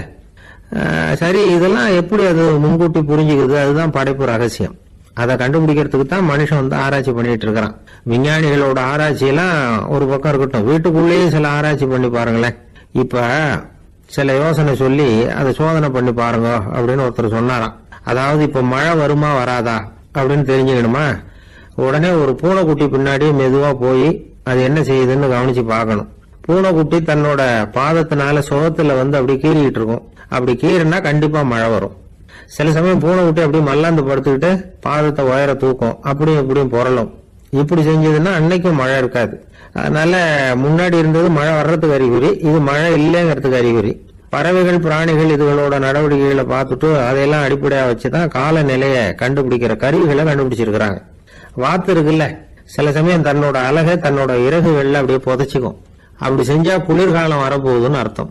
பருவநிலை குளிரா மாறப்போகுதுங்கிறதுக்கு இதுதான் அறிகுறி. சிட்டுக்குருவி இருக்குது இல்ல, அதெல்லாம் புழுதியில ஊழ்ந்து புரளும், சிறகுகளை வந்து படபடன்னு அடிச்சுக்கும். அப்படி செஞ்சா மழை வரப்போகுதுன்னு அர்த்தம். ஒண்ணு மட்டும் நாம நல்லா தெரிஞ்சுக்கணும், இயற்கையின் சீற்றம்னு சொல்றோம் இல்லையா, இயற்கை ஏன் நம்ம மேல கோவப்படுது? இயற்கையை நாம அனுசரிச்சு போறதில்ல, அதனால கோவப்படுது. காடுகளை அழிக்கப்படாது, விலங்குகளை கொல்லப்படாது, இயற்கை ஏற்படுத்தி வச்சிருக்கிற சமநிலையை கெடுக்கப்படாது. அதை புரிஞ்சுக்கிட்டு வாழ்ந்தோம்னா பூமியை நடுங்காது, நாமளும் நடுங்க வேண்டிய அவசியம் இருக்காது. ஒருத்தர் இருந்தார், சாராய கடைக்கு போனாராம், நிறைய சாப்பிட்டார். அப்புறம் சொன்னார், இது ரொம்ப அற்புதமான சரக்கு போல இருக்கு, உள்ள போன உடனே இந்த பூமியே நடுங்கிறது மாதிரி இருக்கு எனக்கு அப்படின்னாராம். இதுக்கு கடைக்காரர் சொல்லியிருக்கார், நீங்க சாப்பிட்டது வெறும் பச்சை தண்ணி தாங்க, இப்ப ஏற்பட்டிருக்கிறது நிஜம் பூமி எதிர்ச்சி அப்படின்னாராம். ஒருத்தர் ரொம்ப அவசரமா போயிட்டு இருந்தார். எங்க சார் போறீங்கன்னு கேட்டோம். எனக்கு வேண்டியப்பட்ட ஒருத்தருக்கு குழந்தை பிறந்திருக்கிறதாக செய்தி வந்திருக்கு, அதுதான் ஆஸ்பத்திரிக்கு போயிட்டு இருக்கேன், பார்த்துட்டு வரலாம்னு அப்படின்னார். அப்படின்னா கொஞ்சம் இப்படி உட்காருங்க அப்படின்னும், சில விவரம்லாம் சொல்றேன் கேட்டுட்டு போங்க அப்படின்னும். உட்கார்ந்தார். அப்புறம் சொல்ல ஆரம்பிச்சோம். புதுசா பிறந்திருக்கிற ஒரு குழந்தைய பார்க்க போறதுன்னா அது சாதாரண விஷயம் இல்லை, அதுல ரொம்பவும் கவனமா நடந்துக்கணும். புது குழந்தைக்கு நோய் சுலபமா தொற்றும், முக்கியமா காற்று மூலமா பரவுற நோய்கள் சுலபமா வந்துடும். அதனால நமக்கு உடம்பு சரியில்லைன்னா குழந்தைய விட்டு கொஞ்சம் தள்ளியே இருக்கிறது தான் நல்லது. பெரியவங்களை பொறுத்த வரைக்கும் சாதாரணமா உள்ள ஒரு கிருமி கூட குழந்தைய பொறுத்த வரைக்கும் ரொம்ப மோசமான ஒரு கிருமியா இருக்கும். சில வெளிநாடுகள் எப்படி தெரியுமா, பிறந்த குழந்தை தூங்கிட்டு இருக்கிற ஒரு ரூமுக்கு போகணும்னா போறவங்க வந்து முகமூடி போட்டுக்கணும், காலணிகளை மாத்திக்கணும், அவ்வளவு சுத்தமா உள்ள போய் பார்த்துட்டு வரணும். பொதுவா சில ஆஸ்பத்திரிகள்ல பாத்தீங்கன்னா பார்வையாளர்கள் நேரத்துல விசிட்டிங் ஹவர்ஸ் தாயை விட்டு குழந்தைய தனியா பிரிச்சு வச்சிருவாங்க. எதுக்குன்னு நினைக்கிறீங்க? அந்த நேரம் பல பேர் வருவாங்க போவாங்க, அவங்க கை கால் சுத்தமா இருக்காது, சுத்தம் இல்லாத கைகள் மூலமா கிருமிகள் பரவும். சுத்தம் இல்லாத கைன்னா மண்ணு தூசி படிஞ்சிருக்கிற கை மட்டும் தான் அர்த்தம் இல்லை. சாலையில கையை வீசிக்கிட்டு நடந்து வர்றீங்க, குழந்தைய பொறுத்த வரைக்கும் அது கூட சுத்தம் இல்லாத கை தான். தாயை தவிர மற்றவங்க குழந்தைய தூக்காம பாத்துக்கிறது நல்லது. தாய் கூட அளவோட கொஞ்சிறதோட நிறுத்திக்கணும். புதுசா ஒரு குழந்தைய பெற்றிருக்கிற பொண்ணுகிட்ட மற்ற தாய்மார்கள் ஏதாவது சொல்லிக்கிட்டே இருப்பாங்க, குழந்தைய அப்படி வளர்க்கணும் இப்படி வளர்க்கணும் அப்படின்னு ஏதாவது அட்வைஸ் பண்ணிக்கிட்டே இருப்பாங்க. இப்படி ஓவரா அறிவுரை பண்றது அந்த பொண்ணை வந்து குழப்பி விட்டுரும். அதனால அப்படிலாம் பண்ணக்கூடாது. அந்த பெண்ணே ஏதாவது கேட்டா கூட டாக்டர் சொல்ல வேண்டிய விவரங்களை எல்லாம் நாமே சொல்லிட்டு இருக்கக்கூடாது. புதுசா பிறந்திருக்கிற குழந்தைய மட்டும்தான் இப்படி பார்க்கணும்னு இல்லை, ஒரு நோயாளி குழந்தைய பார்க்க போறதுன்னா கூட ரொம்ப எச்சரிக்கையாக தான் நடந்துக்கணும். ஒரு தின்பண்டமோ விளையாட்டு சாமானோ அந்த குழந்தைக்கு நாம வாங்கிட்டு போறதா வச்சுக்குவோம், அதை நேரா கொண்டுகிட்டு போய் அந்த குழந்தைகிட்டே கொடுக்க கூடாது. அதோட அப்பா அம்மா கிட்ட ரகசியமா கொடுக்கலாம். அவங்க முடிவு பண்ணட்டும் குழந்தைகிட்ட அதை கொடுக்கலாமா வேண்டாமாங்கிறத. அவங்களுக்கு தான் தெரியும் அதோட மனசும் உடம்பும். உங்க அக்கறையை காட்டுறதா நினைச்சுக்கிட்டு குழந்தை வாயில எதையும் கொண்டுட்டு போய் போடாதீங்க. போறப்போ உங்க வீட்டு குழந்தையும் அழைச்சிட்டு போகாதீங்க. இது நோயை வாங்கிட்டு வந்துடும், அல்லது புதுசா ஒரு நோயை அதுகிட்ட கொடுத்துட்டு வந்துடும். என்னதான் உங்களுக்கு பழக்கமான குழந்தையா இருந்தா கூட அதுக்கு விருப்பம் இல்லைன்னா பேசக்கூடாது. அங்க போய் அவங்க பள்ளிக்கூடத்தை ஞாபகப்படுத்திட்டு இருக்கக்கூடாது. நோயில இருக்கிறப்ப ஸ்கூலை பத்தி பேச அது விரும்பாது. ஆஸ்பத்திரி விட்டு வெளியில புறப்படுறப்போ குழந்தைகிட்ட சொல்லணும்னு அவசியம் இல்லை, அதோட அப்பா அம்மா கிட்ட சொல்லிவிட்டு புறப்பட்டா போதும், குழந்தை கோபிச்சுக்காது. சமூக சம்பிரதாயத்தை பத்தி அது கவலைப்படுறதில்ல. இப்படி எல்லா விவரமும் நம்ம எதிரில் உட்காந்துருந்தவங்க கிட்ட சொல்லி முடிச்சோம். ரொம்ப நன்றி சார் அப்படின்னு சொல்லிட்டு அவர் புறப்பட்டார். குழந்தைங்க கொஞ்சம் வளர்ற வரைக்கும் தான் நாம எச்சரிக்கையா இருக்கணும்னு இல்லை, வளர்ந்த பிறகு இன்னும் எச்சரிக்கையா இருக்கணும். ஒரு பையன் பள்ளிக்கூடத்துல இருந்து திரும்பி வீட்டுக்கு வந்தான், முகம் பூரா நகத்தால கீறி இருந்தது. அப்பா பார்த்து பயந்துட்டார். யாருடா உன்னை இப்படி பண்ணது அப்படின்னாரு. என் கூட படிக்கிற இன்னொரு பையன், நாளைக்கு உன் கூட பள்ளிக்கூடத்துக்கு வர்றேன், நீ எனக்கு அவனை அடையாளம் காட்ட முடியுமான்னார். அது ரொம்ப சுலபம் நான் பையன். எப்படின்னார் அப்பா, அவன் காதுல உன்னை கையோடு எடுத்துட்டு வந்திருக்கிறேன், இதோ என் பையில தான் வச்சிருக்கேன் அப்படிங்கிறான் அந்த பையன். ஒருத்தர் ஒரு தவறு செஞ்சு விடுறாருன்னு வச்சுக்கங்க, உடனே நீ செஞ்சது தவறு அப்படின்னு சொல்றது ஒரு வகை. அதுக்கு பதிலா எது சரின்னு அவர் புரிந்து கொள்ள உதவி செய்யறது இன்னொரு வகை. இந்த ரெண்டாவது வகை இருக்கு பாருங்க, நிர்வாக இயல்ல இது ரொம்ப முக்கியம். அலுவலகத்துல வேலை பார்க்கிற ஒருத்தர் முக்கியமா தெரிஞ்சுக்க வேண்டியது என்ன தெரியுமா? சக ஊழியர்கள் கிட்ட எப்படி பழகணும், மேலதிகாரிகள் கிட்ட எப்படி பழகணும், தனக்கு கீழே வேலை செய்யறவங்க கிட்ட எப்படி பழகணும், வாடிக்கையாளர்கள் கிட்ட எப்படி பழகணும், இவங்க எல்லார்கிட்டையும் செம்மையான உறவை ஏற்படுத்திக்கிறது எப்படி, இதெல்லாம் சொல்லிக் கொடுக்கிற பாடம் தான் இன்டர் பர்சனல் ஸ்கில், திறமையான உறவு அப்படிங்கிறது. எந்த வேலையில இருந்தாலும் சரி, இந்த உறவுகளை வளர்க்கும் திறன் உள்ளவங்க சீக்கிரம் முன்னுக்கு வந்துடுறாங்க. மற்றவங்க கிட்ட உறவை பலப்படுத்திக்கிறது எப்படி அப்படின்னு தெரிஞ்சுக்கிட்டோம்னா எந்த ஒரு தடையையும் சுலபமா தாண்டி செய்யற தொழில முன்னுக்கு வந்துடலாம். ஹார்வர்டு பல்கலைக்கழகத்துல ஒரு கணக்கெடுப்பு பண்ணி பார்த்தாங்களாம். பார்க்கிற வேலையில எது மாதிரி குணாதிசயம் உள்ளவங்க வேகமா முன்னுக்கு வர்றாங்க அப்படின்னு தெரிஞ்சுக்கிறதுக்காக இந்த கணக்கெடுப்பு. வெவ்வேறு துறையில வேகமா முன்னுக்கு வந்திருக்கிற பல பேரை சந்திச்சு இந்த சர்வேயை நடத்தி இருக்கிறாங்க. அவங்க கண்டுபிடிச்சு சொல்லியிருக்கிற உண்மை என்ன தெரியுமா? ஒருத்தர் ஒரு வேலையில இருந்தா அது சம்பந்தப்பட்ட சப்ஜெக்ட் பற்றிய அறிவு 35% இருந்தா போதுமா. ஆனா உறவுகளை வளர்க்கக்கூடிய திறன், இன்டர் பர்சனல் ஸ்கில் 65% வேணும். இப்படி உள்ளவங்க சீக்கிரம் முன்னுக்கு வந்துடுறாங்களாம். அதனால ஒருத்தருக்கு வேலை சரியா புரியலைன்னா கூட விவரமா மற்றவங்க கிட்ட பழகிறது எப்படின்னு புரிஞ்சா போதும், அவர் முன்னுக்கு வந்துடலாம். அலுவலகங்கள்ல மட்டும் இல்ல, எல்லா இடங்கள்லயும் இது ரொம்ப முக்கியம். வீட்டுக்குள்ளேயும் இது ரொம்ப முக்கியம், வீட்டுக்கு வெளியேயும் இது முக்கியம். அடுத்தவங்க கிட்ட பழகிறது எப்படிங்கறத தெரிஞ்சுக்காதவன் வாழ்க்கையில முன்னேற முடியாது. இன்னைக்கு ஆயுதங்களால காயப்படுத்தி கொள்ளுகிறவர்களை விட வார்த்தைகளால காயப்படுத்தி கொள்ளுகிறவர்கள் தான் அதிகம். பெரியவங்க என்ன சொல்றாங்க தெரியுமா? நீங்க இந்த பூமியில பிறந்ததன் அர்த்தம் பூர்த்தி ஆகணும்னா அடுத்தவங்களுக்கு உதவி பண்ணுங்க. அடுத்தவங்களுக்கு உதவி செய்ய முடியாவிட்டால் கூட பரவாயில்லை, ஆனால் யாரையும் புண்படுத்தி விடாதீங்க அப்படின்னு சொல்றாங்க. எனக்கு தெரிஞ்ச ஒருத்தர் ஒரு அலுவலகத்துல வேலை பார்க்கிறார். அவர் சொல்லுவார், எனக்கு இந்த இன்டர் பர்சனல் ஸ்கில் ரொம்ப அதிகம் சார், சக ஊழியர்கள் கிட்ட ரொம்ப சுமூகமா நடந்துக்குவேன். என் கூட வேலை பார்க்கிற ஒருத்தருக்கு ஏதாவது ஒரு கஷ்டம்னா அந்த சமயத்துல அவர் செய்ய வேண்டிய வேலையை நான் செஞ்சிருவேன் சார் அப்படிம்பார். நான் அவர்கிட்ட சமீபத்தில் அப்படி ஏதாவது செஞ்சிருக்கீங்களா அப்படின்னு கேட்டேன். செஞ்சிருக்கேன் சார். போன வாரம் புதன்கிழமை ஆபீஸ்ல என் பக்கத்து சீட்டுக்காரருக்கு வயிற்று வலி, உடனே நான் மெடிக்கல் லீவ் போட்டுட்டு எங்க வீட்டுக்கு போயிட்டேன் சார் அப்படின்னார். ஒரு பல்கலைக்கழகம், அங்க ஒரு இலக்கிய பேராசிரியர், அவர் பாடம் நடத்திக்கிட்டு இருந்தார். ராபர்ட் பிரவுனிங் எழுதிய கவிதைகளை பத்தி சொல்லிட்டு இருக்கிறார். மாணவர்களும் ரொம்ப அக்கறையா அதை கேட்டுக்கிட்டு இருக்கிறாங்க. ஒரு குறிப்பிட்ட கவிதையை பத்தி சொல்லும்போது அந்த பேராசிரியருக்கு ஒரு சந்தேகம், அதாவது அந்த கவிதையின் சரியான அர்த்தம் என்னங்கிறதுல சந்தேகம். பேராசிரியர் யோசனை பண்ணார், அந்த கவிதையை முழுசா புரிஞ்சுக்க முடியல. அதனால மாணவர்களை பார்த்து சொன்னார், மாணவர்களே ஒரு நாள் பொறுத்துவங்க, இந்த கவிதையை எழுதின கவிஞர் எங்க வீட்டுக்கு பக்கத்துல தான் இருக்கிறாரு. இன்னைக்கு சாயந்தரம் நான் அவரை நேரிலேயே போய் பாக்குறேன், பார்த்து இதுக்கு என்னங்க அர்த்தம்னு கேட்டுட்டு வந்துடுறேன், அதுக்கப்புறம் உங்ககிட்ட சொல்றேன் அப்படின்னாரா. அன்னைக்கு சாயந்தரமே அந்த பேராசிரியர் கவிஞரை தேடிட்டு போயிட்டார். கவிஞர் அவங்க வீட்டுல அவர் பாட்டு உட்காந்துருந்தாராம். இவரு போய் அவர் முன்னாடி உட்கார்ந்தார். அப்புறம் கேட்டார், ஐயா அந்த கவிதையின் முழு பொருள் என்னன்னு தெரிஞ்சுட்டு போறதுக்காக வந்திருக்கிறேன் அப்படின்னாராம். எந்த கவிதை அப்படின்னாராம் அவரு. இவர் அந்த கவிதையை சொல்லியிருக்கார். கவிஞர் கொஞ்சம் யோசனை பண்ணிவிட்டு அப்புறம் சொன்னாராம், பேராசிரியரே நீங்க கொஞ்சம் தாமதமா வந்துட்டீங்கன்னாராம். இவருக்கு ஒன்னும் புரியல. நீங்க என்ன சொல்றீங்க, நான் தாமதமா வந்துட்டேன்னா? நீங்க தான் உயிரோடு இருக்கிறீங்களே, அப்படி இருக்கும்போது நான் தாமதமா வந்துட்டேன்னா அது எப்படி அப்படின்னு இவர் குழம்பி இருக்கிறார். இப்ப கவிஞர் சொன்னாராம், ஐயா நான் உயிரோட இருக்கிறேன்னா இல்லையாங்கிறது முக்கியம் இல்லை. நான் அந்த கவிதை வரிகளை எழுதினப்போ 2 பேருக்கு அதோட அர்த்தம் தெரிஞ்சிருந்தது. இப்போ ஒரே ஒருத்தருக்கு தான் அதோட அர்த்தம் தெரியும் அப்படின்னாராம். பேராசிரியர் யோசனை பண்ணிருக்கார். அப்படின்னா அந்த ஒருத்தர் கவிஞர் ராபர்ட் பிரவுனிங்கை தவிர வேற யாரா இருக்க முடியும்? இவர் தான் அப்படிங்கறத அவர் மனசுல நினைச்சுக்கிட்டார். அதனால சொன்னார், ஐயா நான் தாமதமா வரல, அந்த கவிதையின் பொருள் என்ன அது சொல்லுங்கன்னார். பேராசிரியரே நான் சொல்றது உங்களுக்கு புரியலன்னு நினைக்கிறேன். நான் இந்த வரிகளை எழுதினப்போ 2 பேருக்கு அதோட அர்த்தம் தெரிஞ்சிருந்தது.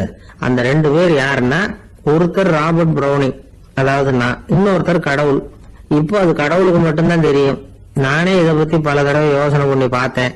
இது ரொம்ப அழகானது, ஆனாலும் ரொம்ப வழுக்கலானது. அதை பிடிச்சிட்டோம்னு நினைச்சிட்டு இருக்கும் போதே காத்து மாதிரி அது உங்ககிட்ட இருந்து ஓடி போயிடுது.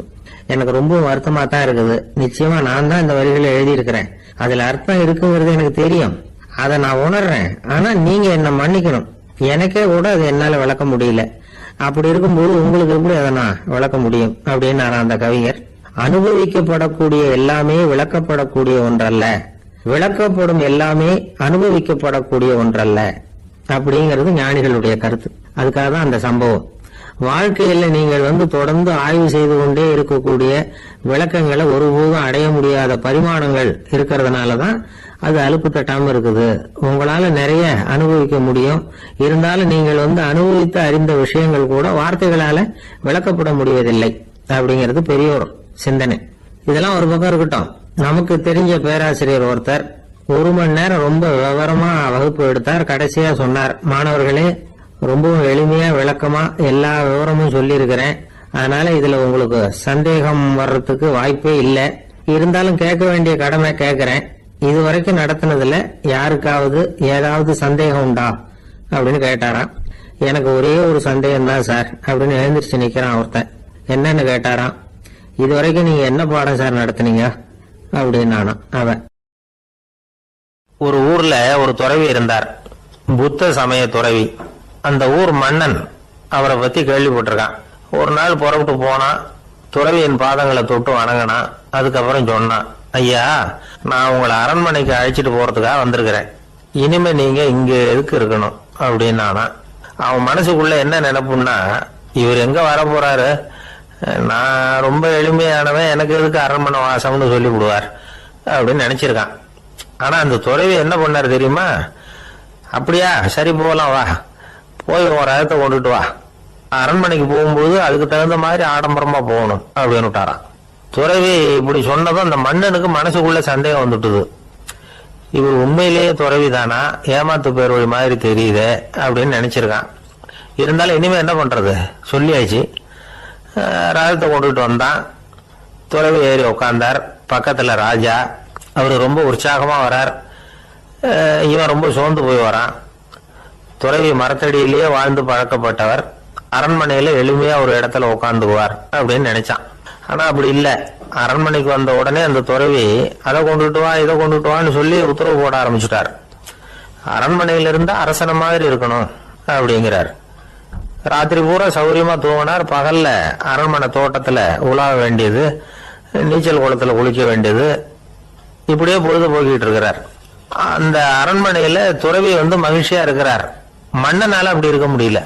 அவருக்கு எந்த கவலையும் இல்லை, இவனுக்கு அரசாங்க கவலைகள். துறவி அப்படி இருக்கிறத இவனால தாங்கிக்க முடியல. ஒரு நாள் அவர்கிட்டே போய், நான் உங்ககிட்ட கொஞ்சம் பேசணும் நானா. துறவி பார்த்தார். நான் இந்த அரண்மனைக்கு வரும்போதே நீ என்னமோ என்கிட்ட கேட்கணும்னு நினைச்ச, ஏன் கால தாமதம், நீ அனாவசியமா உன்னையே தொந்தரவு பண்ணிட்டு இருக்கிற, நீ கவலையா இருக்கேங்கிறது எனக்கு புரியுது. நான் மரத்தடியில இருந்தப்ப கூட என்னை அடிக்கடி சந்திச்சுக்கிட்டு இருப்ப, ஏதாவது விளக்கம் கேட்கறது உண்டு. இங்க வந்த பிறகு என்னை சந்திக்கிறது கூட அபூர்வமா போயிட்டுது. நீ இப்போ என்ன கேட்க போறேங்கிறது எனக்கு தெரியும், இருந்தாலும் கேள் அப்படின்னாராம். வேற ஒண்ணும் இல்லைங்க, இப்போ உங்களுக்கு எனக்கு என்ன வித்தியாசம், 2 பேரும் அரண்மனையில தான் இருக்கிறோம். நீங்க மகிழ்ச்சியா இருக்கிறீங்க, நான் அப்படி இருக்க முடியல. இவ்வளவுக்கும் நீங்க முன்னாடி இருந்தது மாதிரி இல்ல. தினமும் தங்க தேர் கேட்கறீங்க, உயர்தரமான ஆடைகள் அணிகிறீங்க, சுவையான சாப்பாடு. இப்படி இருக்கிறப்போ உங்களுக்கு எனக்கு என்ன வித்தியாசம்? இதுதான் மன்னனுடைய கேள்வி. இதுக்கு பதில் சொல்றேன், என் கூட புறப்பட்டு வா, இந்த நகரத்துக்கு வெளியில போவோம் அப்படின்னு சொல்லி அரசனை கூப்பிட்டுக்கிட்டு ஊர் எல்லைக்கு வந்து சேர்ந்தார் துறவி. அங்க போய் சொன்னார், இத பாருப்பா, இந்த இடத்த தான் தேடிட்டு இருந்தேன். இனிமே நான் வந்து திரும்பி வர போறதில்ல. நீ என்னோட வர்றியா, திரும்பி போறியா அப்படின்னார். நான் எப்படிங்க உங்க கூட வர முடியும்? என்னுடைய நாடு, என்னுடைய சொத்துக்கள், மனைவி, மக்கள் எல்லாத்தையும் விட்டுட்டு எப்படிங்க வர்றதுன்னா. இப்ப அந்த துறவி சொன்னார், இப்ப வித்தியாசத்தை தெரிஞ்சுக்கிட்டியா? நான் அரண்மனையில் இருந்தேன், எல்லா வித பொருள்களும் உடையவனா இருந்தேன், ஆனா எதையும் சொந்தம் கொண்டாடுறவனா இருக்கல. ஆனா நீ அப்படி இல்ல, எல்லாத்தையும் சொந்தம் கொண்டாடிட்டு இருக்கிற. இதுதான் நமக்குள்ள வித்தியாசம் அப்படின்னு சொன்னார். அரண்மனை ஆடைகளை அப்படியே கலைஞர் அரசங்கிட்ட கொடுத்தார். உன்னுடைய ஆடைகளை நீயே வச்சுக்கோன்னார். அவர் பாட்டுக்கு நடந்து போனார், திரும்பியே பார்க்கல. அரசனுக்கு அப்பதான் தன்னுடைய அறியாமை விளங்குச்சான். இதுல இருந்து நாம புரிஞ்சுக்க வேண்டியது என்னன்னா, இந்த உலகத்துல எத்தனையோ பொருள்கள், அதையெல்லாம் முறையா பயன்படுத்தினா மகிழ்ச்சி. அதை விட்டுட்டு அதுக்கெல்லாம் சொந்தம் கொண்டாட ஆரம்பிச்சா கவலை. நம்ம ஆட்கள் வந்து சொந்தம் கொண்டாடுற விதமே தனி. ஒரு ஆளு இன்னொருத்தங்கிட்ட ஒரு கொடை கடன் வாங்கியிருந்தான், திருப்பி கொடுக்கல. கொடையை கொடுத்தவன் கேட்டான், என்கிட்ட கடன் வாங்கினிய கொடை, அதை கொஞ்சம் திருப்பி தர்றியான்னா. அது உனக்கு இப்போ அவசரமா தேவைப்படுதா அப்படின்னு கேட்டான் இவன். எனக்கு தேவைப்படல, அந்த கொடையை நான் யாருகிட்ட வாங்கி இருந்தேனோ அவனுக்கு இப்போ அது அவசரமா தேவைப்படுது அப்படின்னு நானும் அந்த ஆள். ஒரு சராசரி மனிதனுடைய இயல்பு என்ன? இன்பம் வந்தா துள்ளி குதிப்பான், துன்பம் வந்தா சோர்ந்து போய் ஒரு மூலையில உட்காந்துருவான். இவன் தான் சராசரி மனிதன். ஆனா ஒருத்தன் இன்பம் வந்தா அதுக்காக மகிழ்ச்சி அடையறது இல்ல, துன்பம் வந்தா அதுக்காக சோர்ந்து போறது இல்ல அப்படின்னு வச்சுக்கோங்க. அப்படி இருந்தா அவன் சாதாரண ஆள் கிடையாது. ஒரு ஊர்ல ஒரு ஞானி இருந்தார். அவரை தேடிட்டு ஒரு பெரியவர் வந்தார். ஐயா, ஞானத்துல சிறந்த ஞானம் எது அப்படின்னு கேட்டாராம். இதுக்கு அந்த ஞானி என்ன பதில் சொன்னார் தெரியுமா? இன்பத்தினால மகிழ்ச்சி அடையாமலும் துன்பத்தினால சோர்வு அடையாமலும் இருக்கிறது தான் அந்த ஞானம், பெரிய ஞானம் அப்படின்னாராம். சரி சுவாமி, அப்படிப்பட்ட ஞானம் உங்களுக்கு எப்படி வந்ததுன்னு கேட்டிருக்காரு இவரு. அதை நான் ஒரு கழுதை கிட்ட இருந்து கத்துக்கிட்டேன் அப்படின்னாராம் அவர். இவருக்கு ஒன்றும் புரியல, ஒரு மாதிரியா முழிச்சிருக்கிறார். இதை அவர் புரிஞ்சுக்கிட்டார். நீங்க நாளைக்கு காலையில நம்முடைய ஆசிரமத்துக்கு வாங்க, புரிய வைக்கிறேன்னாராம். சரின்னு அவர் போயிட்டார். மறுநாள் காலையில ஆசிரமத்துக்கு வந்து சேர்ந்தார். ஞானி அவரை கூப்பிட்டு உட்கார வச்சார். வாங்க, வந்து இப்படி உட்காருங்க, கொஞ்ச நேரத்துல இந்த வழியா ஒரு கழுதை போகும், அதை கவனிச்சு பாருங்கன்னாராம். இவருக்கு இன்னமும் ஒன்றும் புரியாம போச்சு, ஒரே குழப்பம். இருந்தாலும் அந்த ஞானி சொன்னது மாதிரியே உட்கார்ந்துருக்கிறார். கொஞ்ச நேரத்துல இந்த வழியா ஒரு கழுதை போச்சு. அது முதுக நிறைய அழுக்கு மூட்டைகள், அதை சுமந்துக்கிட்டு போகுது. ஒரு செலவு தொழிலாளி அதை ஓட்டிட்டு போறார்.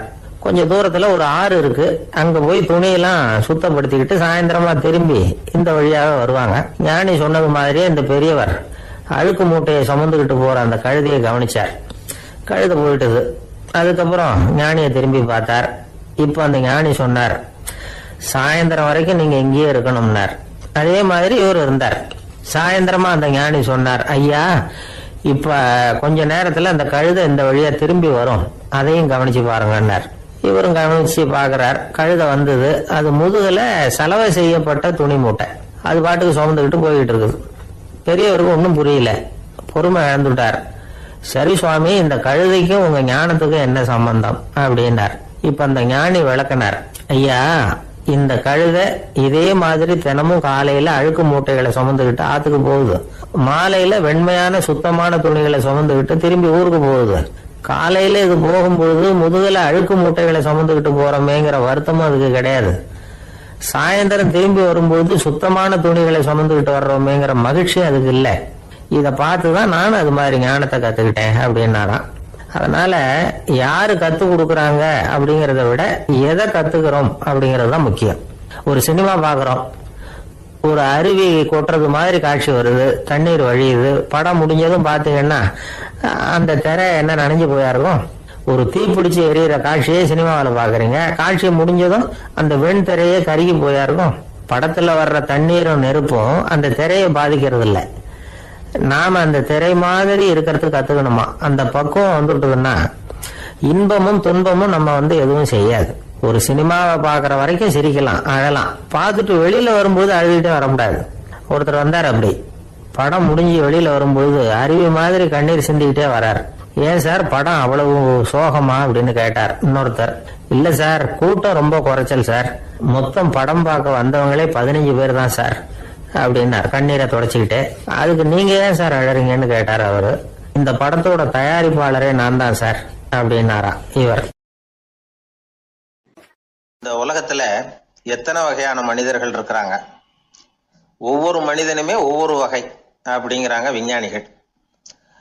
மனிதர்களை 3 வகையா பிரிக்கலாம் அப்படின்னு சொல்றாங்க மெய்ஞானிகள். இவங்களை பத்திலாம் ஏற்கனவே நாம பேசியிருக்கிறோம். இப்ப டாக்டர் எட்வர்டு பேட்ச் அப்படிங்கிற நிபுணர் என்ன சொல்றாரு தெரியுமா? மனிதர்களை 7 வகையா பிரிக்கலாம்ங்கிறார். மனிதர்களின் மனநிலை அடிப்படையில அவங்களை 7 விதமா வகைப்படுத்துறார் அவர். சரி, அது என்ன 7 வகை? முதல் வகை என்னன்னா பயந்த குணம் உள்ளவங்க. சார் ரொம்ப பயந்த சுபாவம், வீட்டில் கூட வாயே திறக்க மாட்டார், சாப்பிட போறப்ப மட்டும்தான் கொஞ்சம் வாயை திறப்பார், அப்புறம் மூடிக்குவார் அப்படின்னு சில பேரை பத்தி நாம பேசிக்கிறது உண்டு. இவங்கெல்லாம் இந்த வகை, அதாவது பயந்த குணம் உள்ளவர்கள் அப்படிங்கிற முதல் வகை. சரி, 2வது வகை என்னன்னா சஞ்சலப்படுகிறவர்கள், எதுக்கு எடுத்தாலும் கலக்கம் குழப்பம், இப்படியே காலம் தள்ளிட்டு இருப்பாங்க. பல பேர் பார்த்துருப்பீங்க. அவங்கெல்லாம் இந்த வகை. 3வது வகை என்னன்னா யதார்த்த உலகை மறந்து கற்பனை உலகத்திலேயே மிதக்கிறவங்க. இளைஞர்கள், கவிஞர்கள், இப்படி பல பேர் இருக்கிறாங்க. எப்ப பார்த்தாலும் கற்பனை உலகத்திலேயே மிதந்துகிட்டு இருப்பாங்க. கிட்டத்துல போய் என்னங்க ஒரு மாதிரியா இருக்கிறீங்க அப்படின்னு கேட்டு பாருங்க, அவங்களெல்லாம் ஏதோ ஒரு அற்ப புழுவை பாக்குறது மாதிரி அவங்கள பார்ப்பாங்க. அதுவும் அந்த வானத்து நிலாவை பாருங்கள், அது என்னை வா வான்னு கூப்பிடுது, எனக்கு சீக்கிரத்துல ஒரு நாள் சிறகுகள் முளைக்கும், சிறகடித்து வானத்துல பறந்து போவேன், அந்த செல்ல நிலாவை கொஞ்சிவிட்டு வருவேன், இப்படிலாம் பேசிட்டு இருப்பாங்க.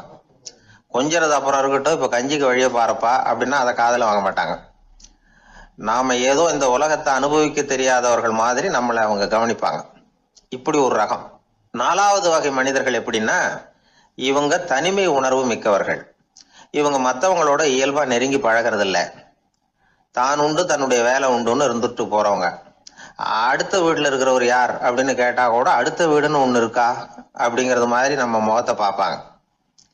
அவங்க கிட்ட மேற்கொண்டு நாம என்னத்தை பேச முடியும்? இப்படி ஒரு வகை. 5வது வகை மனிதர்கள் எப்படின்னா, இவங்க மற்றவங்க செல்வாக்குக்கு உட்பட மறுப்பவர்கள். அடுத்தவங்களோட செல்வாக்குக்கு இவங்க ஆட்படுறதில்ல. நான் யார் தெரியுமான்னு கேட்டா அதை தெரிஞ்சுட்டு எனக்கு என்ன ஆக போகுதும்பாங்க. இவங்கெல்லாம் அந்த ரகம். 6வது வகை மனிதர்கள் எப்பவும் எதுலையும் பற்று இல்லாம இருக்கிறவங்க. இது ஒரு துறவு மனப்பான்மை. இயல்பாவே சில பேர் இப்படி உண்டு, அவங்களுக்கு எதுலையும் ஒரு ஈடுபாடு இருக்காது. அப்படிப்பட்டவங்க எல்லாம் 6வது வகை. 7வது வகை மனிதர்கள் மற்றவங்க கவலைய தன்னுடையதா ஆக்கிக்கிட்டு கவலைப்படுறவங்க. இவங்கெல்லாம் மகாத்மாக்கள். தாம் வேறு அடுத்தவங்க வேறு அப்படிங்கிற எண்ணம் இவங்களுக்கு வர்றதில்லை. அதனால அடுத்தவங்களுக்கு ஒரு துன்பம் வந்ததுன்னா இவங்களால சும்மா இருக்க முடியறதில்லை. ஆக கூடி இப்படி 7 விதமான மனிதர்களை அடையாளம் காட்டுறார் அந்த நிபுணர். இதுல நாம எந்த வகையில வர்றோம் அப்படிங்கிறத நாம தான் அடையாளம் கண்டுபிடிக்கணும். எனக்கு தெரிஞ்ச ஒரு மனிதர் உண்டு. அவர் ஒரு வித்தியாசமான வகை. எதையும் நடைமுறை சாத்தியமா சிந்திக்கிறவர். எப்பவும் அடுத்தவங்களும் நல்லா இருக்கணும், நாமும் நல்லா இருக்கணும் அப்படின்னு ஆசைப்படுறவர். அவருக்கு ஒரு சமயம் திடீர்னு உடம்பு சுகம் இல்லாம போயிட்டுது. டாக்டர் கிட்ட போனார், பணம் கொடுத்தார், வைத்தியம் பார்த்துக்கிட்டார். அவர் எழுதி கொடுத்த மருந்து சீட்டை வாங்கினார். ஒரு மருந்து கடைக்கு போனார், பணம் கொடுத்தார், மருந்து வாங்கினார். அதை எடுத்துட்டு வீட்டுக்கு வந்தார். அதுக்கப்புறம் அந்த மருந்து அவர் சாப்பிடணும்ல, சாப்பிடவே இல்லை, அப்படியே சும்மா வச்சுட்டார். அவரை பார்த்து கேட்டேன், ஏன் சார் இப்படி பண்றீங்க, வீண் செலவு தானே இது, நீங்க ஏன் டாக்டர் கிட்ட போய் பணம் செலவு பண்ணுனீங்கன்னு கேட்டேன். அவர் சொன்னாரு, டாக்டர் வாழணும் இல்லையா, அதனாலதான் அப்படின்னார். சரி, அப்புறம் ஏன் மருந்து வாங்கினீங்க அப்படின்னு கேட்டேன். மருந்து கடைக்காரர் வாழணும் இல்லையா, அதனாலதான் அப்படின்னார். சரி, அப்புறம் ஏன் வாங்கின மருந்து சாப்பிடாம வச்சுட்டீங்க அப்படின்னதுக்கு, நான் வாழணும் இல்லையா அதனாலதான் அப்படின்னார். இவர் வாழ்க்கையை புரிஞ்சுக்கிட்டவர். இப்படி வாழ்க்கையை புரிந்து கொண்டு வாழ தெரிஞ்சுக்கணும். எந்த வகை மனிதர் நாம் அப்படிங்கறத புரிஞ்சுக்கிட்டு வாழ்ந்தோம்னா வாழ்க்கையில வெற்றி நிச்சயம். ஒரு ஊர்ல ஒரு ஆள் இருந்தான். அவனுக்கும் அவன் மனைவிக்கும் சண்டை. இவன் கோவிச்சுக்கிட்டு வீட்டை விட்டு வெளியில வந்துட்டான். நேரா தன்னுடைய நண்பன் ஒருத்தனை தேடிட்டு போனான். அந்த நண்பன் எப்படின்னா எதுக்கும் அசர மாட்டான், எப்பவும் மகிழ்ச்சியா இருப்பான். அவன்கிட்ட போய் இவன் யோசனை கேட்டான். அது சரி, நீ எப்படி எப்பவும் மகிழ்ச்சியா இருக்கிற, என்னால அப்படி இருக்க முடியலையே அப்படின்னு கேட்டான். என்ன நடந்தது சொல்லுன்னா அவன், வீட்டுல எனக்கும் என் மனைவிக்கும் தகராறு, நிம்மதி இல்லை, அதுதான் இங்க வந்தேன், உங்ககிட்ட யோசனை கேட்கலாமேன்னு அப்படின்னு விவரத்தை சொன்னான். அதை கேட்டுட்டு அதுக்கப்புறமா இவன் சொன்னான், இந்த பாருப்பா, இது ஒன்றும் பெரிய விஷயம் இல்லை. எனக்கு 2 மனைவிகள், 2 வீடு. ஒரு வீட்டுல சண்டை வந்துட்டுதுன்னா நேரா இன்னொரு வீட்டுக்கு வந்துடுவேன், இங்கே சண்டை வந்துட்டுதுன்னா நேரா அங்க போயிடுவேன். 2 குடும்பம் இருக்கிறதுனால இப்படி ஒரு வசதி, இதுதான் என்னுடைய மகிழ்ச்சியின் ரகசியம் அப்படின்னு நானா. ஓ அப்படியா விஷயம், இப்ப புரிஞ்சுக்கிட்டேன், உன்னுடைய யோசனைக்கு ரொம்ப நன்றி அப்படின்னு சொல்லிவிட்டு அவன் திரும்பி வந்துட்டான். அங்க எங்க தேடினான். ஒரு வாரத்துக்குள்ள இன்னொரு பொண்ணை தேடி கண்டுபிடிச்சு கல்யாணம் பண்ணிட்டான். இப்ப இவனுக்கும் 2 வீடு ஆயிட்டுது. அதுக்கப்புறம் என்னாச்சு தெரியுமா, இவன் 2வதா கல்யாணம் பண்ணிட்டு வந்தானே, இந்த செய்தி முதல் மனைவிக்கு தெரிஞ்சு போச்சு. போனான், அது கழுத்தை பிடிச்சி வெளில தள்ளி விட்டு கதவை சாத்தி விட்டுது. இனிமே இந்த பக்கம் வராத, எனக்கு தெரியாம எப்படி நீ இன்னொரு கல்யாணம் பண்ண அப்படின்னு சொல்லி அடிச்சு விரட்டி விட்டுது. இவன் அதனால என்ன பரவாயில்லன்னு 2வது மனைவி வீட்டுக்கு போனான். அங்க பார்த்து, நீ எனக்கு கல்யாணம் பண்றதுக்கு முன்னாடி ஏற்கனவே உனக்கு கல்யாணம் ஆச்சுங்கிற விஷயத்த ஏன் என்கிட்ட சொல்லல அப்படின்னு சொல்லி அதுவும் கழுத்தை பிடிச்சி வெளில தள்ளி விட்டுது. இவன் வீதிக்கு வந்துட்டான். இங்கேயும் போக முடியல, அங்கேயும் போக முடியல. என்ன இது, அவன் சொல்லி கொடுத்த யோசனை ஒன்றும் சரியா வரலையே அப்படின்னு யோசனை பண்ணிக்கிட்டே நடந்தான். வழியில ஒரு பாழடைஞ்ச மண்டபம். சரி, இன்னைக்கு ராத்திரி இங்கேயே படுத்துருவோம், வேற எங்கேயும் போய் படுத்துவ முடியாது, அதான் 2 பேரும் விரட்டி விட்டாங்களே, என்ன பண்றது அப்படின்னு சொல்லி அந்த மண்டபத்துல போய் ஒரு தூண்ல ஓரமா சாஞ்சி உக்காந்தான். அப்ப எதிர்த்தாப்புல இன்னொரு தூண் ஓரமா யாரோ அசைறது மாதிரி தெரிஞ்சுது, லேசான இருட்டுல. யாரப்பா அது அப்படின்னு கிட்ட போய் பாக்குறான். அப்புறம் தான் தெரியுது, அவன் யாரு தெரியுமா, இவனுக்கு யோசனை சொன்னான்ல 2 கல்யாணம் பண்ணிக்கணும்னு சொல்லி, அவன் அங்க படுத்து கிடக்குறான். டேய் நீ எப்படிடா இங்க வந்த அப்படின்னா, 2 வீட்லயும் சண்டை வந்துட்டுது, அதுதான் இங்க வந்தேன், படுத்து தூங்கலாமேன்னு அப்படின்னா. 2 வீடு இருக்கிறது சௌரியம்னு என்கிட்ட சொன்னியப்பா அப்படின்னா இவன். நான் அப்படி சொன்னதுக்கு ஒரு காரணம் உண்டுன்னா அவன். என்னடா காரணம்னு கேட்டான். அது வேற ஒண்ணும் இல்ல, தினமும் ராத்திரியில இந்த மண்டபத்துல தனியா படுக்கிறதுக்கு எனக்கு பயமா இருந்தது, எனக்கு ஒரு துணை தேவைப்பட்டது, அதுக்காக தான் உங்ககிட்ட அப்படி ஒரு யோசனை சொன்னேன். இப்ப நீ வந்ததுனால எனக்கு துணை கிடைச்சிட்டுது. இப்ப நம்ம 2 பேரும் துணையா இங்க படுத்துக்கலாம், நீ அந்த தூண்ல சாஞ்சிக்கோ, நான் இந்த தூண்ல சாஞ்சிக்கிறேன் அப்படின்னு சொல்லி படுத்து தூங்க ஆரம்பிச்சிட்டானோ. அதாவது நம்ம வாழ்க்கையில முடிவுகள் எடுக்கிற விஷயத்துல இந்த ஆள் மாதிரி தான் பல பேர் நடந்துக்கிறோம் அப்படிங்கிறார். அதாவது உலக புகழ்பெற்ற மனோதத்துவ மேதை எம் ஸ்காட் பெக் அப்படிங்கிறவர். அதாவது வீட்டுக்கு தேவையான பொருள்கள் வாங்குறதுல இருந்து கல்யாணம் பண்றது, வீடு கட்டுறது வரைக்கும் அடுத்தவங்க பேச்சை கேட்டு வீணா போறவங்க தான் அதிகம். அறிவுரை கேட்கறதுல தப்பு இல்லை, ஆனா அதுக்கப்புறம் அதை பத்தி சரியா சிந்திச்சு பாக்குறது இல்ல, அதுதான் தப்பு. சில பேர் அறிவுரை சொல்றதுலயே ரொம்ப தெளிவா இருப்பாங்க. ஏன் சார் 2 சம்சாரத்தோட குடும்பம் நடத்துறது ரொம்ப கஷ்டமானு கேட்டாராம் ஒருத்தர். அது எனக்கு தெரியாதுங்க அப்படின்னாராம் அவரு. ஏன்னு கேட்டிருக்கார். ஏன்னா எனக்கு 3 சம்சாரம் அப்படின்னாராம் அவர்.